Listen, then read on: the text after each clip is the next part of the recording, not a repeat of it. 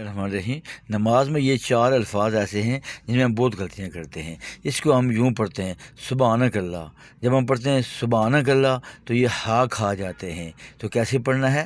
سبحان سبحان، الف سے پیچھے زبر ہے، اس کو کھینچیں ایک الف کے برابر، ہا بھی کھا جاتے ہیں، الف بھی کھا جاتے ہیں۔ سبحان ایسے پڑھنا ہے۔ یہاں شد ہے، دو دفعہ پڑھیں، جدو جدو جدو، ایاک، یہاں پہ ہم کیا کرتے ہیں؟